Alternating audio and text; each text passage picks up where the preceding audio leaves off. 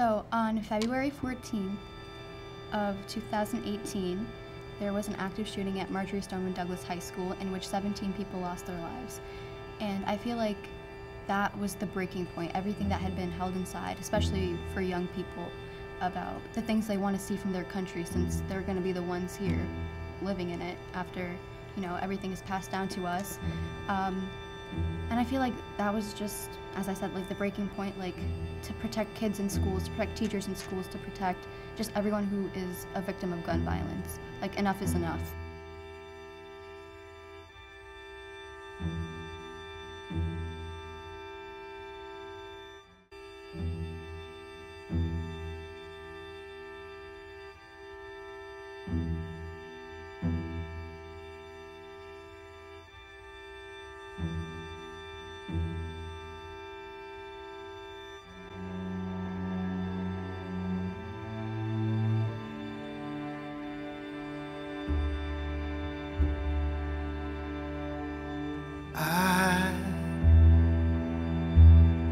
I wish I could swim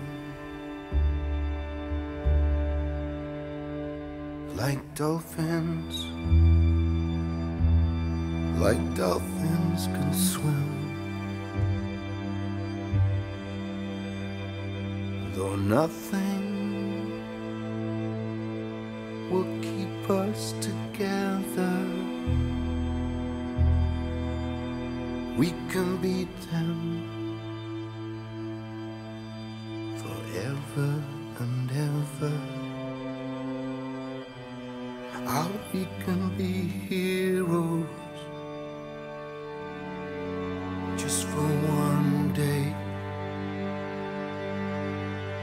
How we can be heroes just for one day.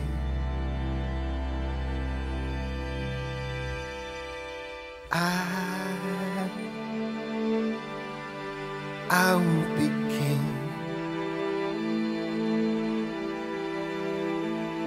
and you will be queen. Though nothing will drive us away, how we can be heroes just for one day. How we can be us just for one day.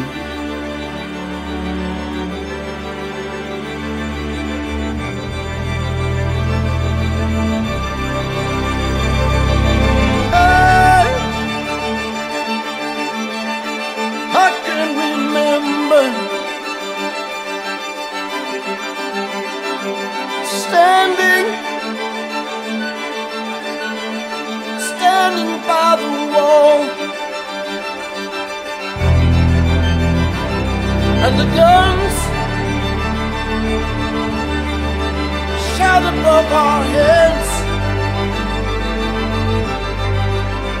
and we kiss as though nothing could fall. The whole thing with Parkland was that skillfully they mastered social media. They got people outraged, they got people moving and doing things. But when you have people who are still scared to go to school, like my brother doesn't like going to school because he thinks he's gonna die. I think that's an issue that we need to fix. And that it's not a one-time thing, it's an everyday occurrence. And we can be heroes just for one day.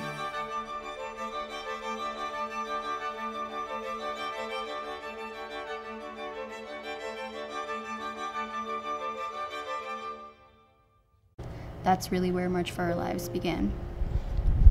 We begin with the victims of the Parkland shooting. Those are the founders of the organization. And overall, they've turned a grassroots organization that only had 10 people to begin with to a national movement that we have, I think, 7 or 8 chapters here in New Jersey. Yeah. And they're all pretty good chapters.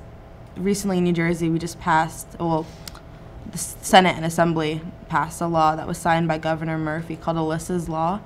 And it's kind of like a silent fire alarm for active shooting. And we called our assemblyman. We were at a dinner thing, and Andrew Zwicker was there, and I completely attacked him. I was like, "Are you gonna vote yes on this?" It was really bad, actually. Yeah, it's just basically like it's sort of like a fire alarm concept, except I'm pretty sure it's like blue. So it's blue, yeah, and it if you pull it, it goes to the police, and then there's like supposed to be a light on the outside of the building, so if people drive by, they like, oh, like that something's happening. Mm-hmm. So I think the SBHS Walks with Parkland was a really nice thing that like we all could walk out and we couldn't get suspended because it was like, you know, student run and it was like allowed. But I do think that making it more of a memorial than a political movement kind of took away from the original aspect of it. Like we went out because we didn't want to be killed in schools. Like we want to make a voice to that. But it was more of a in memory, which I don't think is bad. Like I think it's good to remember the 17 who died, but I don't think it's right to take away the political aspect of it. Yeah, I think it was amazing. I think we had like the largest walkout in the state, which is pretty cool. And I know like some people got suspended for walking out because their school didn't allow it. So I feel like we're really fortunate that our school allowed us to do it, and we had the shirts and everything, and like the desks, and it was really emotional. And like usually you don't really see anyone outwardly express emotion, especially in high school, and to see like people that day, they were like crying and like holding each other, and I think that was very powerful. And yeah, I think they could have maybe mentioned a little bit of like the aspects of like gun violence. Gun violence is the reason why, but I understand why they didn't include politics as it's a public school. But this year, when the anniversary of the shooting came, I was kind of surprised because our school didn't do anything. Yes. Which I was kind of sad about, like, because I was expecting something, because last year they went all out and they did this walkout, and I was like, wow, that's great. Wow. And then they just didn't do anything this year. I was expecting at least like something on VTN, maybe like a moment of silence on the loudspeakers. So, you think people have forgotten about Parkland? Yeah, I think when it happened, it was just such a big deal, and like partly, like part of me feels like people actually felt for that day, and then like part of me is like, okay, they just thought it was like a one-time thing, or like because it was so big, that's why everyone was so invested in it. But I feel like people don't think it's that big of a problem anymore. But obviously, it's still a big problem. So many school shootings have happened after Parkland that like we still need to pay attention to that. And there's kids. I saw on Twitter someone was in a lockdown. The kid was 6, and she wrote "I love you" to her parents on her arm for when they find her. I don't think that's something that we can ignore anymore, that we need to do something, and it's not a small, oh, this never happens. Like, this is our everyday life. 96 people die every day in the U.S. due to gun violence. Whether it's self-inflicted or not, it's still a death, and we need to fix that. It's wrong. It's completely wrong, because 2 years ago, this wouldn't have happened, but like now, like this is like genuinely, like I'll sit in class and I'll look at the door and I'll like literally in my head, I'll think of like a scenario where like, oh my God, if a shooter were to walk in right now, what would I do? What would happen? Like that shouldn't even be a thought in your head when you're in the middle of class, you know? And I'll never forget like the first or second lockdown after the Parkland shooting, like Mr. Varela announced the lockdown, and I remember like it got really tense. Like everyone just like looked at each other because that was such a big fear in everyone's mind. They even announced the fire drill that happened right after, because remember I was in class with her and we're like, oh my God, there's a fire drill, and they announced it because we didn't want to go outside. Mm-hmm. I think it's the small things that matter that make the difference. Like that wouldn't have been an issue 2 years ago if this hadn't been as blown up as it was, and it should have been should be still talked about. Yeah. So what do you think needs to be done to make these changes with gun control and different policies? I think getting people getting people over their fear of speaking out. Because I know like myself, I was kind of scared like before I got involved in March for Our Lives, because like I'm just like naturally a quiet person. So like I wasn't really sure. Like I wanted so much to change. I had so much to say, and like I didn't know how to say, because partly like who's gonna listen to a teenager? Not many adults do that. But I think joining March for Our Lives and just like at least getting started somewhere really helped me like amplify my voice and like get what I wanted to say across. So I think people just getting rid of that fear and just like starting somewhere will really help. I think also lobbying our politicians. Like right now in the Senate, there's a bill for universal background checks that might not even reach the floor, but it's something that like we need it to. It's just, if you get out there, you make your issue heard, you'll get results. And you have to make your issue heard. Like she said, like you have to be outspoken. You have to call your senator every other day, like I did for a while. And you have to do it. You have nothing else that you can stop it. Yeah, so like call your senators, just get educated. That's a big thing. That's a big thing. Is people make sure you know what you're talking about, because you're not going to look smart and no one's going to listen to you if you don't know what you're talking about. Yeah. And encourage people to vote even if you can't vote yet. And then definitely vote when you can vote.